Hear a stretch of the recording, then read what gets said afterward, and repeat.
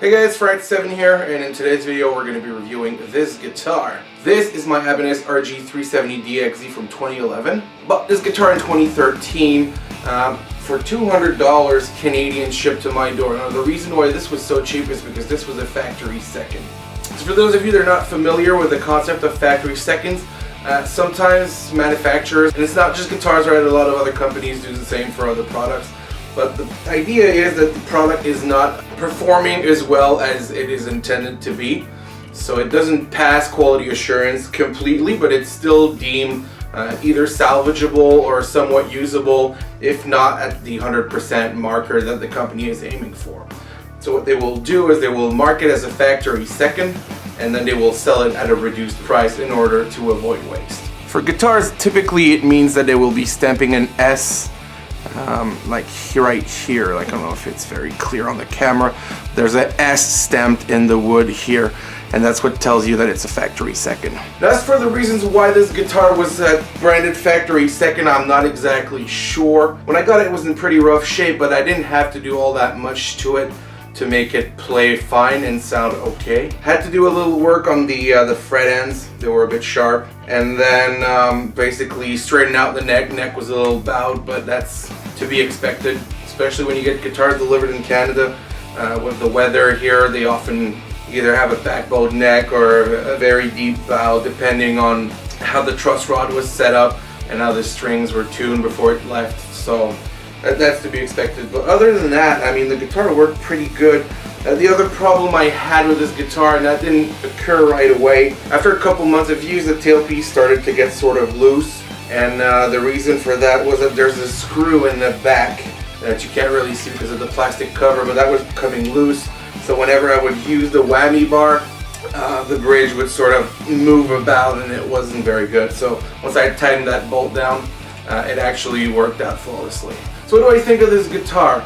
Overall, I like it quite a lot. It has 24 frets, has a Wizard 3 three-piece maple neck, which is very slim and very narrow, which is very good for like solo playing and things like that. So one thing that I mentioned in my video about my Charvel is some necks I find they're too narrow and too thin to be comfortable for playing chords. So they work great for solos, but not so much for chords. So that's why some guitars have like a compound radius where they're like thicker and chunkier up before, let's say, the 5th fret, and then they'll slimmer and taper down for the rest. But those are generally more expensive guitars, and this one does definitely not have that. So this neck therefore is like really good for soloing. It has 24 frets with fairly easy access to the 24, so that's pretty good. I use it a lot in shows because it's obviously very cheap and I don't mind losing it or getting it broken too much, but I tend to keep it for like more of the heavy metal part of our sets, the ones where I have less chords and more solos, and so it's a little less annoying to play.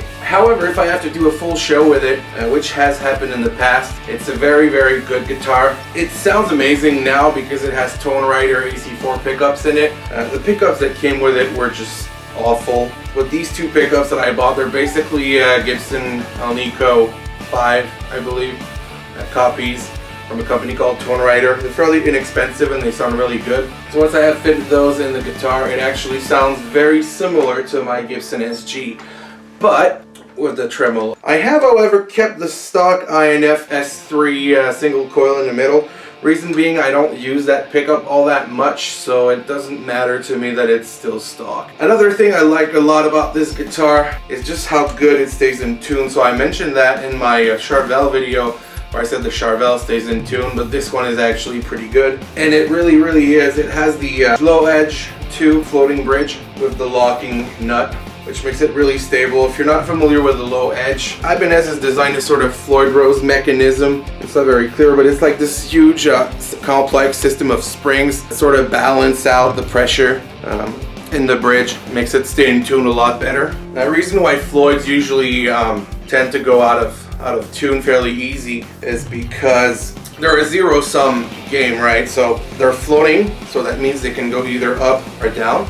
And the reason why they stay in tune when they're floating is because the pressure that the springs are exerting on the back has to be exactly equal to the pressure that the strings are exerting on the front. And typically what's going to happen is these thick, heavy strings exert a lot more pressure than the lower ones, so they tend to stretch out a little more. And So the pressure lowers here, gets higher here, so it kind of fucks up, and then it goes out of tune. I don't know what kind of witchcraft Ibanez is playing with these edge bridges, but the balancing in the springs is just very good. It stays in tune really well, so can't complain about that. Really, the only way to get that guitar out of tune is to bend it a lot. Then the strings tend to stretch out and it goes a little out of tune. What's good though is it still balances out. So it has this sort of master pressure adjuster in the back. So it's like this this dial here, and it has an indicator of where it's at, and that allows you, if the guitar goes out of tune in a balanced way, so let's say everything goes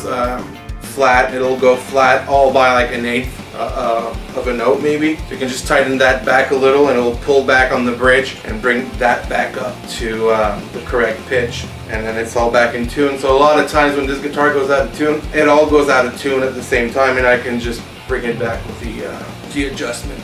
Other than that, it's a pretty basic RG looking guitar. It doesn't have anything special to it. RGs are just great workhorses. That's why I like this one. I fixed the fact that it didn't sound good with these pickups. It stays in tune. Obviously, I'd like a different neck on it if I could, something closer to my Charvel. But other than that, pretty damn good. Anyway, thanks for watching. I hope you found this video instructive. If you're looking to buy this guitar, you can probably score one for pretty darn cheap on eBay, even if not the factory second. It's been discontinued since 2014, I believe, so it shouldn't cost you a fortune to get one of those. And then if you want to look into these Tonerider pickups, I really recommend them. In fact, in closing, I figured I'd show you the box that these pickups came in. There it is, really simple. As I mentioned, Alnico 4 Classic. They're a pretty simple package. This one is for the bridge, and then this one's for the neck. So yeah, really cool package. If you want to check them out, Tonerider, really recommended. Peace, guys.